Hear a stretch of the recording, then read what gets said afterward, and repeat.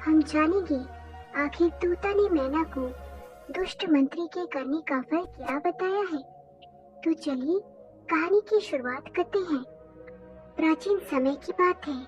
एक जंगल में एक तोता और मैना बैठे हुए थे। सर्दियों की रात थी। कड़ाके की ठंड पड़ रही थी। तब मैना तोता से कहती है कि हे पियाजी, आज की रात निकालने के लिए ऐसा क्या किया जाए जिससे आज की रात निकल जाए। सर्दी बहुत भारी पड़ रही है। मैना कहती है कि कोई ऐसी कहानी सुनाओ जिससे हमारी यह आज की रात कट जाए। तोता अपनी पत्नी की बात सुनकर एक कहानी शुरू करता है। तोता कहता है कि तुम इसे ध्यान से सुनो। यह कहानी बड़ी ही ज्ञानवर्धक और प्रेरणादायक कहानी है जो मैं तुम्हें सुनाने जा रहा हूँ। अब मैना बड़े ही ध्यान से कहानी को सुनती है और तोता कहानी शुरू करता है। कहता है, बहुत समय पहले की बात है। एक राज्य था, उज्जैन। वहाँ पर चंद्र प्रताप नाम का राजा राज्य करता था। राजा मन का बहुत ही दयालु था। उनके मंत्री का नाम शिशुपाल था। शिशुपाल पर राजा बहुत ज्यादा विश्वास करते थे। राजा चंद्र प्रताप जहाँ भी जाता, मंत्री शिशुपाल को साथ लेकर जाता। मंत्री अक्सर राजा के साथ ही रहा करता था। दोनों ही वीर और साहसी थे। राजा चंद्र प्रताप रोज ही अपना अलग अलग भेष धारण करके अपने राज्य में घूमा करता था। ऐसा करके वह इस बात का पता लगाता था कि उनके राज्य में प्रजा सुखी है या दुखी है। वे लोगों से मिलकर उनका दुख दर्द जानने की कोशिश करता था। यह सब पता लगाने के बाद दूसरे ही दिन वे उनके कष्टों को दूर करने का प्रयास किया करता था। यही कारण था कि लोग राजा चंद्र प्रताप को बहुत प्यार करते थे।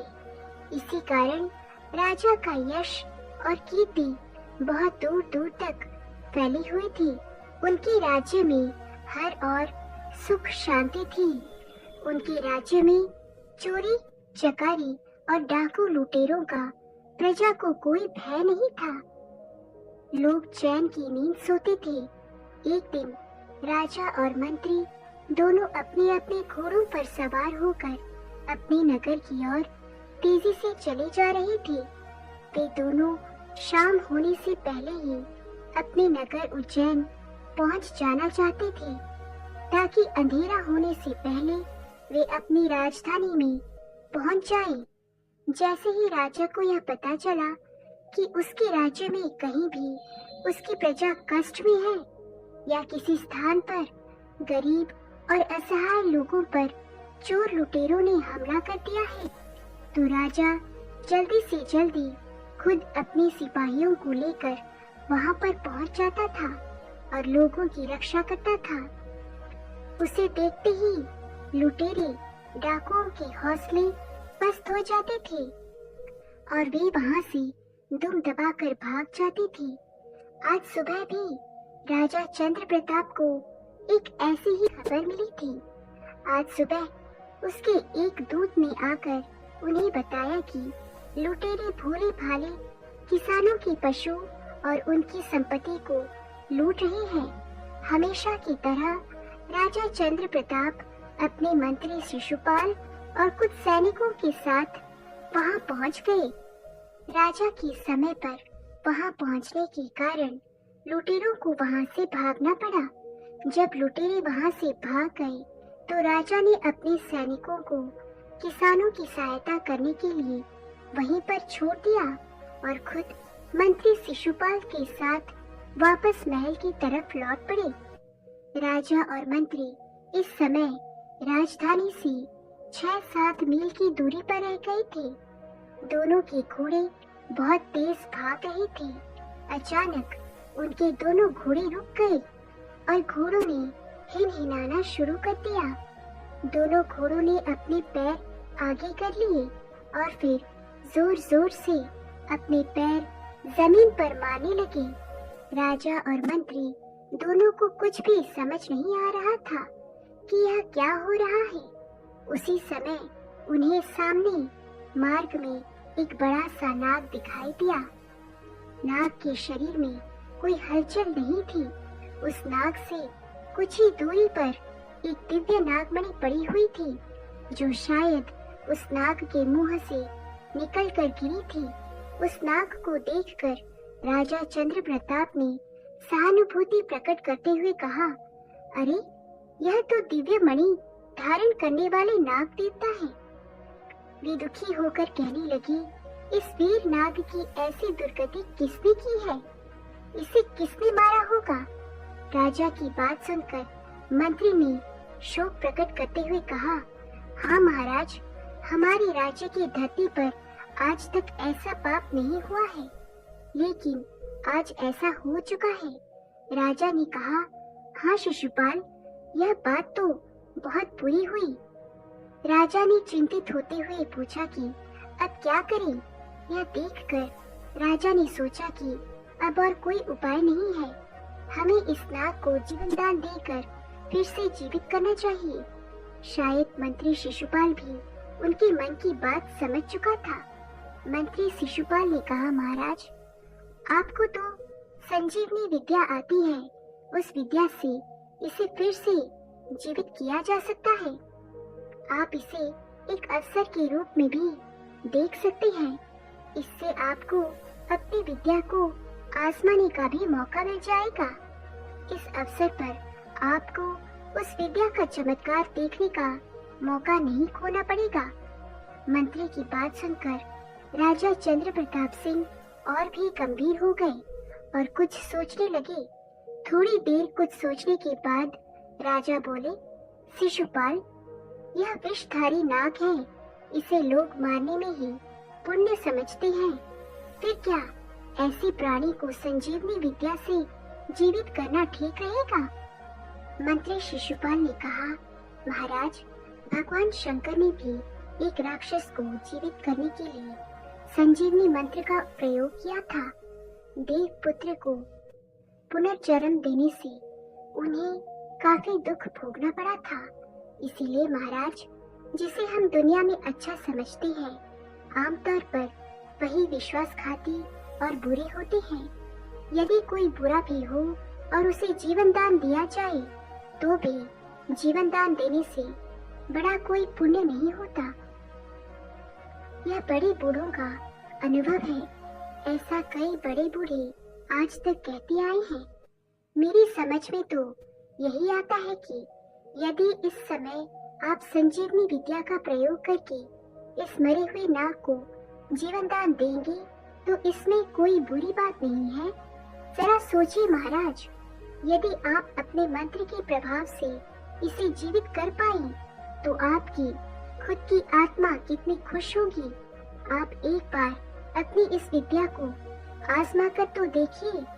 मंत्री शिशुपाल के इस तरह बार बार आग्रह करने पर राजा यह सोचने पर मजबूर हो गए कि शिशुपाल ठीक ही कह रहा है। वे कुछ देर में मन ही मन सोचते रहे और फिर उन्होंने मंत्री की बात मान ली।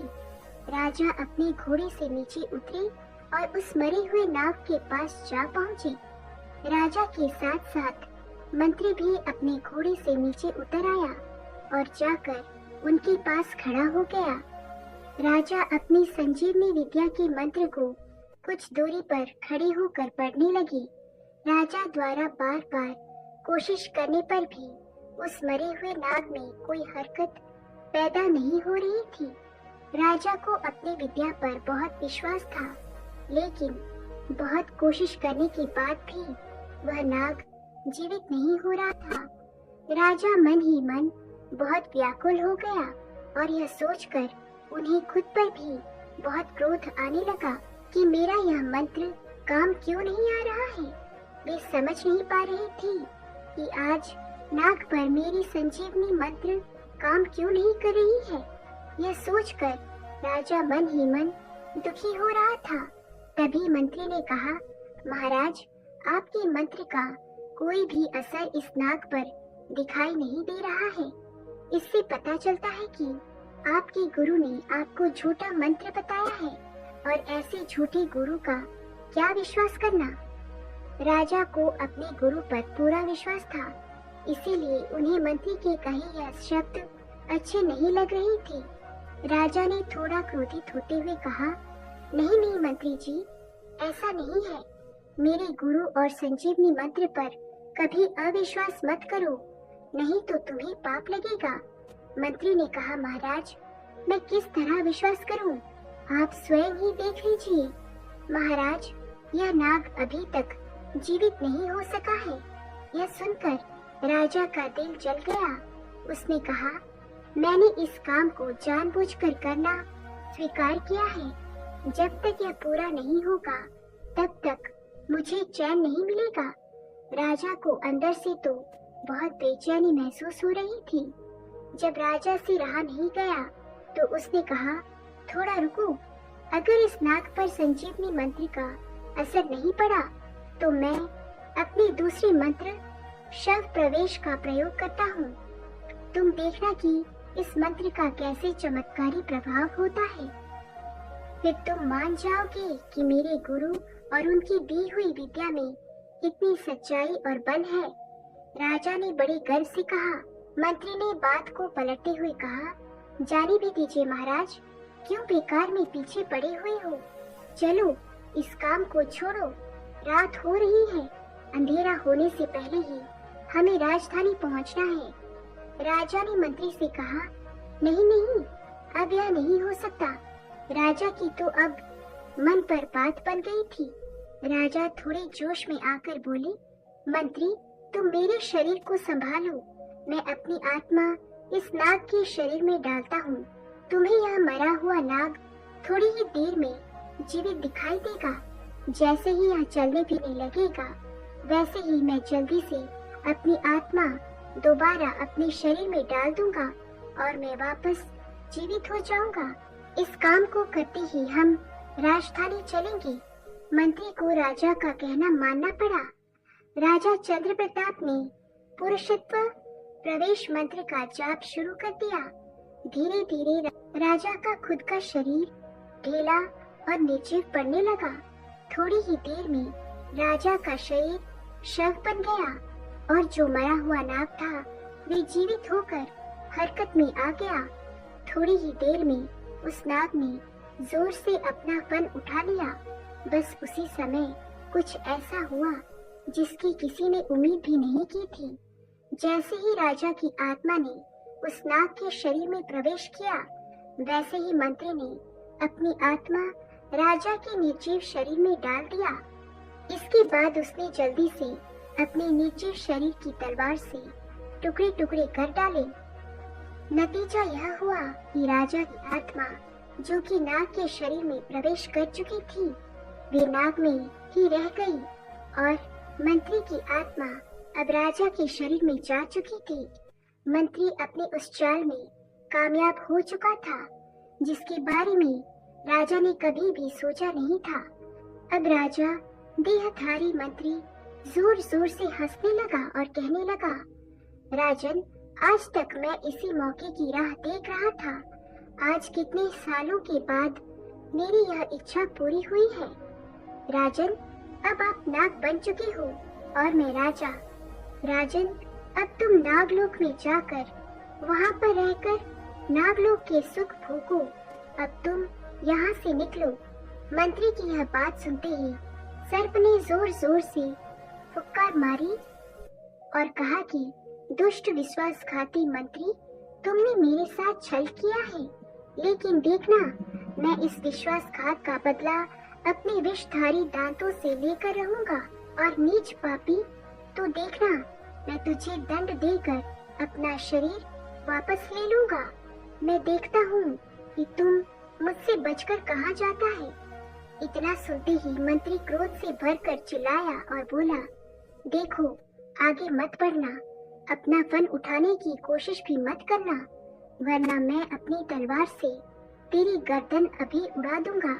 तुम इसे अपना भाग्य समझो। मैं तुम्हें जीवन दान दे रहा हूँ। अब बिना देर किए यहाँ से चले जाओ। देखो सर, यह मत भूलो कि मुझे भी वह विद्या कम नहीं आती। आज जिस समय तू संजीवनी मंत्र का प्रयोग कर रहा था, उस समय मैं उसका विपरीत मंत्र पढ़ रहा था। हालांकि तूने नाग को जीवित करने की लाख कोशिश की, लेकिन यही कारण था कि तेरा मंत्र उस पर नहीं चल सका। मंत्री जोर जोर से खिलखिलाकर हंस पड़ा। सर्पदेहधारी राजा गुस्से में जोर से अपना फन जमीन पर पटकते हुए चिल्लाया, नीच, विश्वासघाती, मैं तुझे ऐसा नहीं समझता था। मैं तुझे अपना बहुत हमदर्द समझता था। मंत्री राजा के शरीर में से खिलखिलाते हुए बोला, राजा, तू यह भी समझ बैठा है कि बस तुम अकेले ही हो जो परीश प्रवेश का मंत्र जानते हो। यह भी तेरी बहुत बड़ी भूल थी। जिस समय तुम्हारे गुरु अलका अनंत तुम्हें यह मंत्र सिखा रहे थे, उसी समय मेरे पिता मुझे उस जगह पर ले गए थे।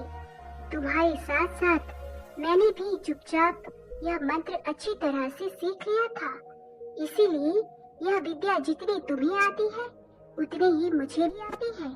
शायद तुझसे ज्यादा मुझे आती है, क्योंकि मंत्री पर राजा की अपेक्षा सरस्वती माता की कृपा अधिक रहती है।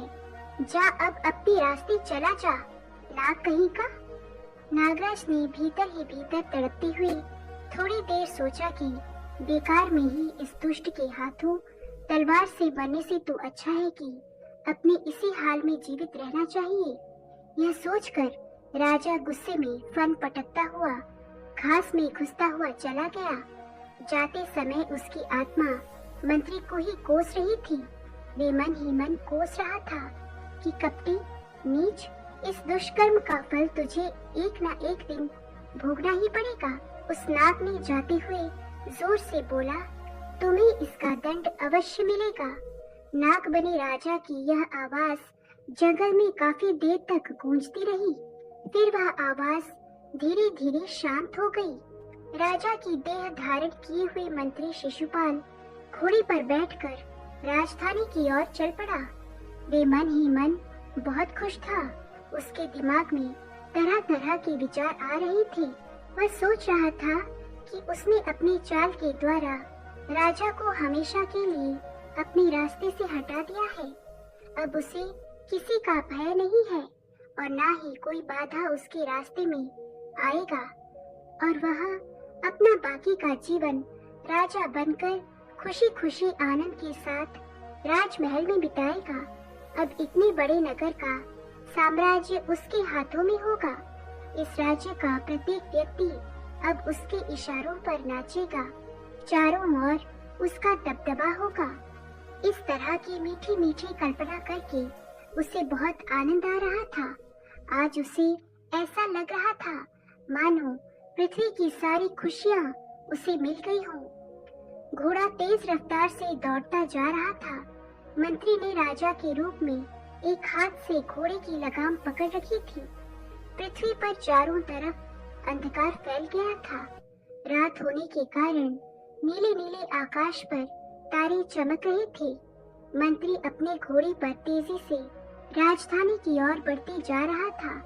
चारों ओर जंगल में साए साए की आवाज में उसे अपने दिल की धड़कन साफ सुनाई दे रही थी। धीरे धीरे मंत्री राजा बनकर राजधानी में प्रवेश कर गया। राजधानी में प्रवेश करते ही उसका स्वागत किया गया। उसने जल्दी से अपने हाथ ऊपर करके सबको रोते हुए कहा, आज बड़ी दुख की बात है।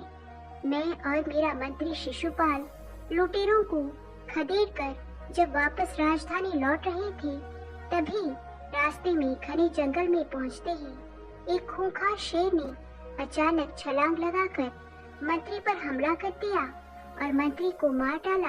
और इस तरह आज मैंने अपने एक अच्छे साथी को खो दिया। मैं किसी तरह से शेर के पंजों से बचकर निकल आया। अचानक से हुई मंत्री की मौत का मेरे मन को बड़ा दुख हुआ है। आज से 10 दिन तक पूरे राज्य में शोक मनाया जाएगा। राज्य के सभी झंडों को नीचे झुका दो और खजाने में से 100 सोने की मोहर मंत्री के शोकग्रस्त परिवार को मेरी ओर से दे दो। मंत्री शिशुपाल ने बिल्कुल राजा की आवाज में नाटक करते हुए अपना दुख प्रकट किया। मंत्री ने शरीर पर राजा की वस्त्र धारण कर रखे थे, फिर किसको उस पर शक होता। इसके बाद उस दुष्ट राजा बनी मंत्री ने भारी कदमों से महल में प्रवेश किया। मंत्री की इस नाटक मृत्यु का शोक समाचार राज्य में चारों ओर फैल गया। महल पर लगा हुआ झंडा झुका दिया गया। राजदूत, दास दासियां और सारी राज दरबारी शोक में डूब गए। जैसे ही शिशुपाल ने राजमहल में कदम रखा, वैसे ही रानी आरती का स्वर्ण थाल लेकर आरती उतारने के लिए सामने आई, परंतु राजा ने उसे रुकने का इशारा किया। रानी भारी कंठ से बोली, महाराज ज्यादा दुखी मत होइए, शायद भाग्य में यही लिखा था। मंत्री ने राजा की आवाज में प्रकट करते हुए कहा, वह मेरा प्रिय मंत्री था, वह ऐसी बेमौत मारा गया है, इसीलिए मैं अपने आप को संभाल नहीं पा रहा हूँ, और तुम कहती हो कि मैं दुखी न हूँ। रानी ने राजा को बहुत समझाया और कहा, शांत हो जाइए महाराज, आज दुख किसको नहीं है। भगवान की बहुत कृपा हुई है कि उन्होंने आपके प्राण बचा लिए और मेरा सुहाग बना रहा। महाराज मुझे अपनी आरती उतारने दो। राजा मंत्री बना हुआ बोला, नहीं, अभी मेरा मन ठीक नहीं है, अभी मुझे अकेले रहने दो। इतना कहकर मंत्री चुपचाप राजा के कक्ष में चला गया। उसने रानी की विनती अनसुनी कर दी। रानी हार कर चुपचाप अपने कक्ष में लौट आई। राजा के इस तरह से शोकग्रस्त होने के कारण उसका दिल भी भर उठा था। आधी रात का समय था। रानी अपने पलंग पर लेटी हुई थी। कमरे में हल्की रोशनी फैली हुई थी। सोने से पहले उसने भगवान से प्रार्थना की और थोड़ी देर बाद उसकी आंख लग गई। अभी आधा घंटा भी नहीं बीता होगा कि अचानक उसके कानों में आवाज आई। उसे लगा जैसे वह आवाज उसे कह रही हो, रानी यहाँ से उठकर जल्दी से कहीं दूर चली जाओ, यह तेरा सुहाग नहीं है, तेरा सुहाग खतरे में है। तेरा पति दिखाई देने वाला राजा की देह धारण किए हुए है। यह शैतान मंत्री है, राजा चंद्र प्रताप नहीं। इस दुष्ट कपटी ने तेरे सुहाग को धोखा देकर राजा की देह धारण की है। यह जो कुछ कर रहा है, यह सब नाटक है। तेरा पति राजा चंद्र प्रताप अदृश्य रूप में है। अब बड़े ही दुख से तुझे यह संदेश दे रहा हूँ। इस समय राजा चंद्र प्रताप सर्प की देह को धारण